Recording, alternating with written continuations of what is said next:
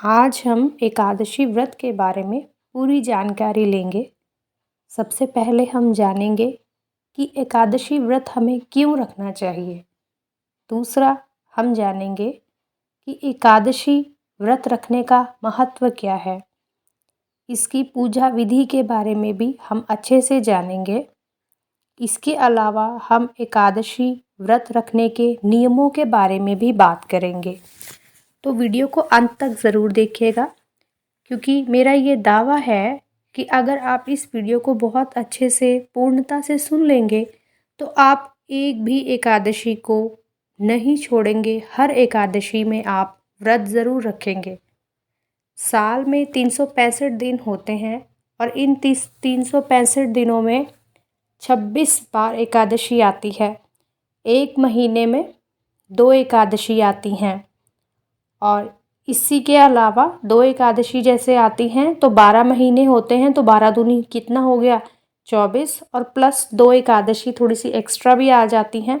कई एकादशी ऐसी होती हैं जो निर्जला होती हैं, उसका फल हमें बहुत ही अच्छा, बहुत ही पुण्य का फल हमें उसका मिलता है।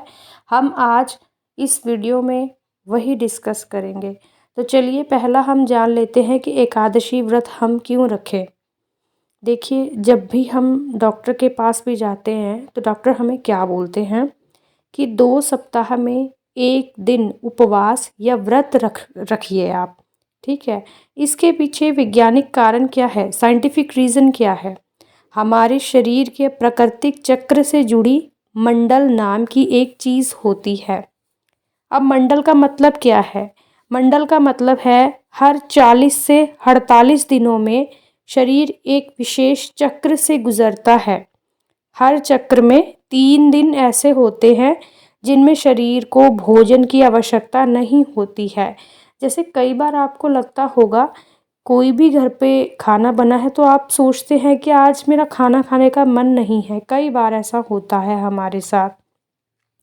लेकिन कई लोग क्या करते हैं, भूख ना होने के बावजूद भी सिर्फ टाइम के अकॉर्डिंग कि समय हो गया है खाना खाने का, वो खाना खाते हैं, जो कि आवश्यकता के बिल्कुल विपरीत है। भूख का एहसास हमें कम होता है, उस दिन बिना कुछ खाए भी रहा जा सकता है। मनुष्यों के साथ कुछ जानवर भी उपवास करते हैं, पता है आपको। उस दिन को शरीर की सफाई का दिन भी कहते हैं। जिस दिन आप उपवास रखते हैं उस दिन शरीर की सफाई होती है, यानी कि हमारी बॉडी में जितने भी विषैले तत्व हैं वो सब बाहर आ जाते हैं। हमारे ऋषि मुनि तो हजारों वर्ष पहले से कहते आ रहे हैं और शास्त्रों में भी एकादशी के दिन उपवास करने का विधान दिया गया है। हिंदी महीनों के अनुसार हर 14 से 15 दिन में एक बार एकादशी आती है। जिस तरह से मैंने आपको बताया कि एक महीने में 2 एकादशी आती हैं, तो हर 14-15 दिन के बाद एक आती है और हर 14-15 दिन के बाद दूसरी आएगी, तो एक महीने में 2 एकादशी आती हैं। ब्रह्मवेता संत पूज्य बापू जी ने अपने सत्संगों में एकादशी की महत्ता बहुत ही सुंदर ढंग से बताई है। पूज्य श्री कहते हैं, एकादशी व्रत की बड़ी भारी महिमा है। एक तो ये कामेंद्रियों, दूसरा ज्ञान इंद्रियों और तीसरा ये मन को संयत करने वाला व्रत है। यह शरीर के रोगों को तो मिटाता ही है, मन के दोषों को भी निर्वित करता है, बुद्धि को ओजस्वी तेजस्वी बनाता है, भगवत दत्ति में पुष्टि, यानी कि आपका पूजा पाठ में मन लगना, योग में सफलता और मनवांछित फल आपको देता है। वात, पित्त, कफ जनित दोष अथवा समय असमय खाए हुए अन्न आदि के जो दोष 14 दिन इकट्ठे होते हैं हमारी बॉडी में, 15वें दिन जिस दिन हम एकादशी का व्रत रखते हैं वो सारे ही दोष निर्वित हो जाते हैं। जो विपरीत रस या कच्चा नस नाड़ियों में पड़ा है, जो बुढ़ापे में आपको मुसीबत देगा, व्रत उसको नष्ट कर देता है। ऐसा चमत्कारी एकादशी व्रत होता है। इससे शरीर जल्दी रोगी नहीं होगा। एकादशी को चावल खाने से स्वास्थ्य हानि, पाप राशि में वृद्धि होती है। ऐसा माना जाता है कि एकादशी के व्रत में चावल नहीं खाने चाहिए। ठीक है, इस दिन हो सके तो निर्जल रहें, यानी कि निर्जला व्रत, जैसे कि मैंने आपको बताया कि निर्जला व्रत का बहुत महत्व है, इसका आपका बहुत पुण्य मिलता है।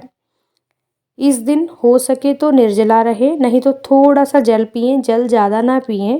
ठंडा जल पीने से मंदाकिनी होती है। हमने एकादशी में इस चीज़ का भी ध्यान रखना है कि हमें ठंडा पानी नहीं पीना है। हमने जो पानी पीना है वो गुनगुना पीना है, जिससे जठर की भूख बनी रहे और नाड़ियों में जो वात पित्त कफ के दोष जमा है उन्हें खींच कर जठर उनको पचा दे। आरोग्य की रक्षा हो। जल से गुजारा न हो तो थोड़े से फल खा लें, और थोड़े से फल से भी अगर आपका गुजारा नहीं हो रहा है तो मोर धन आदि की खिचड़ी खा ली, लेकिन थोड़ी सी।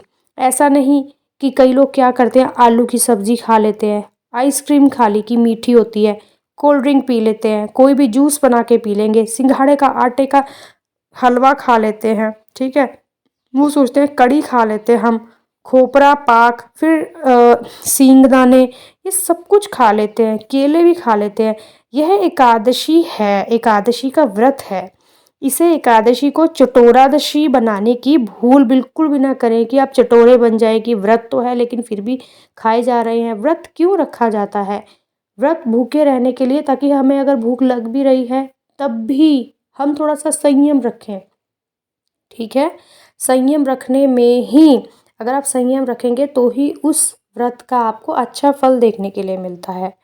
अगर आपको एक कहानी बताऊं जो कि एकदम हकीकत है, कि एक 95 साल के जवान से हमने पूछा कि आप 95 साल में भी, 95 ईयर्स में भी जवान कैसे हैं? तो वो क्या बोलते हैं कि मैं हफ्ते में एक बार कड़क व्रत रखता हूँ। अब आप कड़क व्रत का मतलब तो जानते हैं। कड़क व्रत का मतलब है 18 घंटे के बाद भोजन करना या 24 घंटे के बाद भोजन करना, इसे कड़क व्रत बोलते हैं। और उन 18 घंटों में आपने निर्जला व्रत रखना है। उन 18 घंटों के बीच में आपने कुछ भी नहीं खाना है। कुछ भी का मतलब फल का सेवन भी नहीं करना है, पानी का सेवन भी नहीं करना है। जिस तरह से कई औरतें करवा चौथ का व्रत रखती हैं उस तरह से।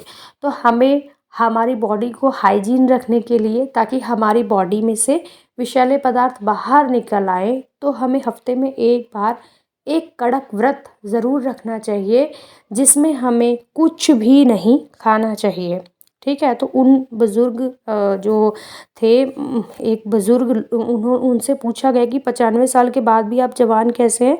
तो वो उनका जवाब क्या था कि मैं हफ्ते में एक बार कड़क व्रत रखता हूँ, और जब मौसम बदलता है तब 10-10 दिन व्रत रखता हूँ। अब 10-10 दिन का मतलब ये नहीं कि 10-10 दिन वो बिल्कुल जो है निर्जला व्रत रख लेते हैं, नहीं। उनके 10-10 दिन व्रत रखने का मतलब ये है कि वो फ्रूट्स खाएंगे, कच्ची सब्जियां खा लेंगे, है ना। तो मतलब ज़्यादातर मसाले वाली चीज़ों से दूर रहेंगे, जंक फूड से दूर रहेंगे, उससे भी हमारी बॉडी अच्छी रहती है, ठीक है। भोजन में थोड़ा सलाद खा सकते हैं आप। इसीलिए जो 95 साल के बुज़ुर्ग थे उन्होंने बोला कि 95 साल में भी मैं जवान जैसा दिखता हूँ, सिर्फ़ इसीलिए क्योंकि मैंने अपने, जब मैं जवान था तब मैंने अपने जीवन काल में कड़क व्रत रखने, एक हफ्ते में एक बार एक कड़क व्रत रखता था, जिसे मैं निर्जला व्रत बोल दूं। या फिर जब मौसम बदलता है, जैसे बारिश का मौसम होता है, इसमें बीमार होने का ज़्यादा खतरा रहता है, तो उस टाइम पे बहुत सारे व्रत रख लो। मतलब व्रत रखने का मतलब ये है कि भूखे रहो, सलाद खाओ, सब्जियां खाओ, है ना। कोई भी मसाले वाली वस्तुएं ना खाओ, तो आप कभी बीमार भी नहीं पड़ोगे, ठीक है। जो 30 दिन खाना खाते हैं, यानी एक भी दिन जो व्रत नहीं रखते, वो जल्दी बूढ़े होते हैं। आप इस चीज़ को मानिए या ना मानिए, लेकिन ये बिल्कुल सत्य बात है। जो 30 दिन, 30 दिन, महीने में 30 दिन होते हैं, 31 दिन होते हैं, वो एक भी व्रत नहीं रख करते, 30 दिन वो खाना खाते हैं, वे लोग जल्दी बूढ़े होते हैं और बीमारियों के घर हो जाते हैं। हफ्ते में एक दिन व्रत ज़रूर रखें, नहीं तो 15 दिन में एक बार एकादशी का जो व्रत आता है उसे आप ज़रूर रखिए, क्योंकि इसका बहुत पुण्य मिलता है आपको, इसका आपको फ़ायदा ही है। लेकिन इसमें भी अगर कोई बूढ़ा व्यक्ति है या बालक है, कोई गर्भिणी है जिसका बच्चा होने वाला है, प्रसूति वाली महिला है, तथा अगर किसी को डायबिटीज़ है, जो अति कमज़ोर है, वे इस व्रत को ना रखें तो चल भी जाएगा। अथवा कोई अगर व्रत रखता है, फिर अगर मतलब कोई कमज़ोर है लेकिन फिर भी व्रत रखना चाहता है तो वो किशमिश खा सकता है। और अगर आप उपवास नहीं रखना चाहते हैं तो चने और किशमिश या काली द्राक्ष खाएं। ठीक है। अब अगर एकादशी का व्रत आप रख रहे हैं तो उसमें आपने ध्यान कौन कौन सी बातों का देना है। देखिए, अब देखिए, मैं लास्ट में आपको ये भी बताऊंगी कि इन बातों का ध्यान आपने क्यों देना है। ठीक है, उसे बहुत ध्यान से सुनिएगा। एकादशी के व्रत में जो नियम बनाए गए हैं और जिन बातों के बारे में आपको बोल रही हूँ, इन बातों का बहुत खास ध्यान रखना है। नंबर 1, बार बार पानी नहीं पिए, पानी नहीं पीना है हमने बार बार। ठीक है।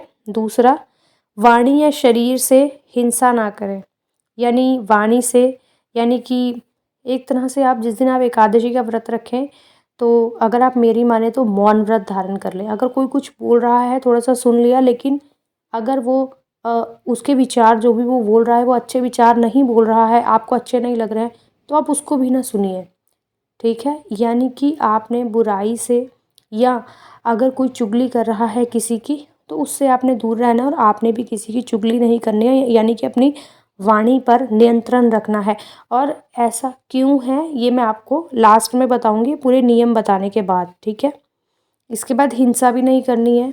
ठीक है। अगर घर पे हैं, किसी पे गुस्सा नहीं करना है। समझ में आई है आपको। नंबर 3, आपने अपवित्रता का त्याग करें।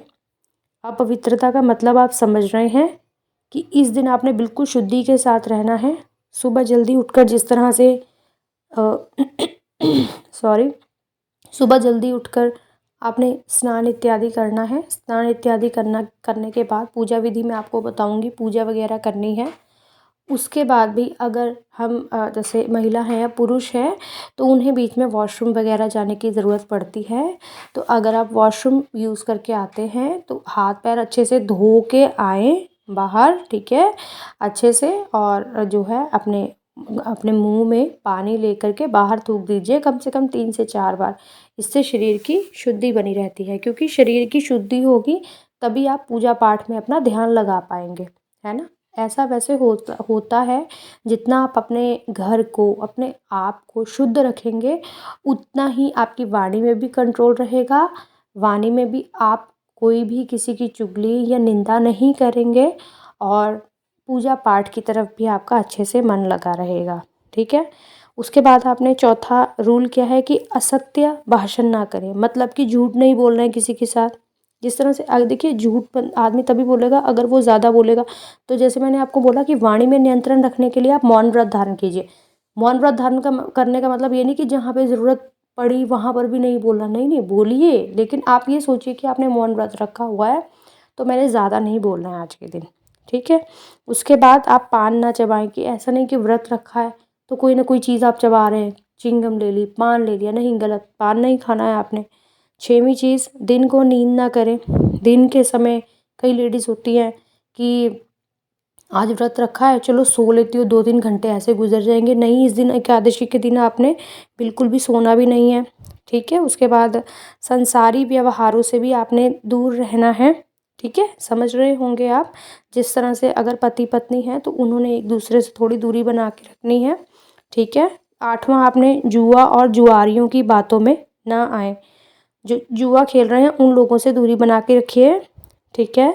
9वां नियम है, रात को शयन कम करें, थोड़ा जागरण करें। ठीक है, आराम थोड़ा कम करना है, भगवान की तरफ ध्यान लगाना है, कीर्तन भजन जागरण आपने करना है रात को 12 बजे तक। ठीक है। 10वां नियम है, पतित हल्की वार्ता करें, सुने नहीं। बिल्कुल धीरे आवाज़ में बात करनी है, ज़्यादा ऊंची नहीं बोलना और किसी को अपशब्द नहीं बोलने हैं। ठीक है। 11वां, दातुन ना चबाएं, मंजन कर लें। दातुन नहीं चबानी है, दांतों से आपने दातुन को, लकड़ी के दातुन को नहीं चबाना है, मंजन आप कर सकते हैं। जिस तरह से कोलगेट टूथ पाउडर आता है या कोई भी टूथ पाउडर आप मार्केट से लेते हैं तो उससे आप मंजन कर सकते हैं। अब मैंने ये बताया था कि लास्ट में आपको एक ऐसा बताऊंगी कि एकादशी के व्रत में हमने इन बातों का ध्यान क्यों रखना है, किसी को अपशब्द नहीं बोलने, चुगली नहीं करनी, है ना। ऐसा क्यों है? ऐसा इसीलिए है क्योंकि हिंदू धर्म में शास्त्रों के अनुसार एकादशी का जो व्रत है ये बहुत बड़ा व्रत माना जाता है। इस व्रत को अगर कोई निर्जला करता है उसको बहुत बड़ा पुण्य मिलता है। वो क्या क्या पुण्य है वो जानने के लिए कि हर एकादशी का अलग पुण्य मिलता है आपको, है ना, क्योंकि एक महीने में 2 एकादशी आती हैं। तो उन 2 एकादशियों का अगर आप 2 व्रत रखते हैं वो वाले, तो उन दोनों का अलग अलग पुण्य आपको मिलता है। ठीक है, कौन कौन सा पुण्य मिलता है हर एकादशी का आपको, उसकी वीडियो भी मैं आगे डालूंगी, क्योंकि अगर अभी मैं बताने लग गई तो वीडियो काफ़ी लंबा हो जाएगा। अभी मैं आपको सिर्फ ये बता रही हूँ कि क्यों नियम बनाए गए हैं एकादशी के, कि एकादशी के दिन अगर आप निर्जला व्रत रख रहे हैं या आप निर्जला नहीं भी रख रहे, तो आपको ये बोला गया कि आपने वाणी में नियंत्रण रखना है, किसी की चुगली नहीं करनी है। ऐसा क्यों है? क्योंकि अगर आप एकादशी का व्रत कर रहे हैं तो आपका ध्यान पूजा पाठ में ज़्यादा आपको लगाना चाहिए। जिस तरह से मैंने बोला कि अगर आप पूजा पाठ में ध्यान अच्छे से लगाते हैं और भगवान आप पे प्रसन्न हो जाते हैं, तो व्रत के टाइम पे कई बार ऐसा होता है कि हमारी जीवा में सरस्वती जी विराजमान हो जाती हैं, कि अगर हम जो भी बोलें वो सत्य हो जाता है। तो खुद भगवान ना करे कि अगर हमारे घर पे ही हम किसी को कुछ ऐसे, जैसे बच्चे वगैरह शरारत करते हैं या हमारे घर पे ही कोई है, हम उसको कुछ गलत बोल दें, बोला ही जाता है क्योंकि घर पे होता है, तो हमें गुस्सा आता है तो हम गुस्से में कुछ ना कुछ बोल देते हैं। इसीलिए आपको बोला कि मौन व्रत धारण कीजिए कि उस दिन हमारे जीवन में सरस्वती विराजमान है, तो आपने जो है गलत नहीं बोला। अच्छा बोलने की कोशिश कीजिए, अच्छा बोलिए, किसी की मतलब भलाई कीजिए, बुराई न कीजिए। देखिए सरस्वती जी विराजमान होंगी, अगर आप अच्छा बोलेंगे तो अच्छा भी तो होगा, ज़रूरी है कि हमने किसी लिए बुरा बोलना है। और एक दिन अगर हम किसी का बुरा नहीं भी बोलेंगे तो क्या बिगड़ जाएगा। और वैसे तो हमें बुरी बात किसी के लिए करनी भी नहीं चाहिए, है ना। तो इसीलिए एकादशी का व्रत, जैसे मैंने बोला, हिंदू धर्म में इसकी बहुत बड़ी मान्यता है। तो इस दिन अगर आप व्रत रखते हैं और आपकी जीवा में सरस्वती जी विराजमान रहती है, आप जो भी बोले वो सत्य होने के पूरे चांसेस रहते हैं।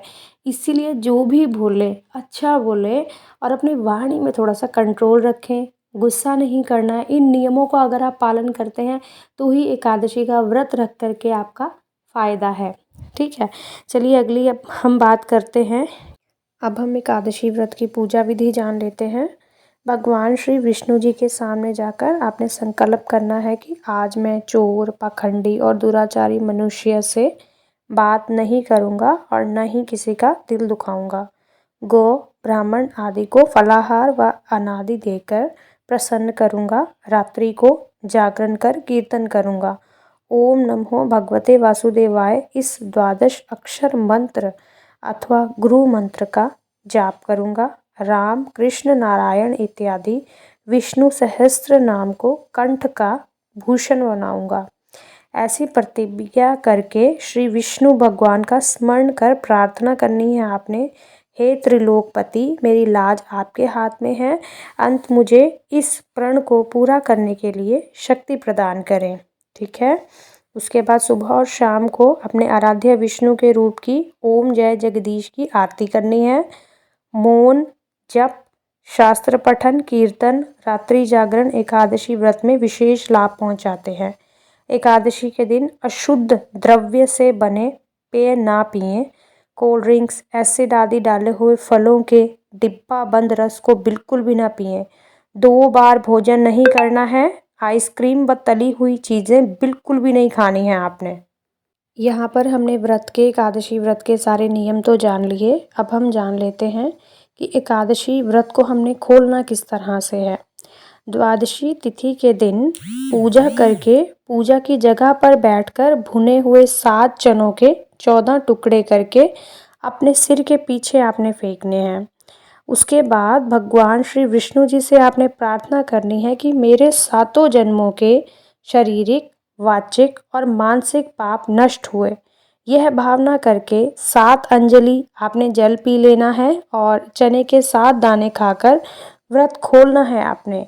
या आप चरणामृत और फलाहार जिसमें तुलसी पत्ते रखे हुए हों उससे आप व्रत को तोड़ सकते हैं। ठीक है, इसके बाद की वीडियो में मैं आपके साथ एकादशी व्रत की पूरी कथा भी आपके साथ शेयर करूंगी। उम्मीद है आपको आज की वीडियो में सारी जानकारी मिल गई होगी। अगर अभी भी आपको कोई डाउट है एकादशी व्रत को लेके तो आप मुझे कमेंट सेक्शन में कमेंट कीजिए, मैं आपको उसका आंसर जल्दी से जल्दी देने की कोशिश करूँगी। वीडियो को एक लाइक और चैनल को सब्सक्राइब कर दीजिए ताकि आगे की वीडियोज़ की अपडेट्स भी आपको मिलती रहे। धन्यवाद।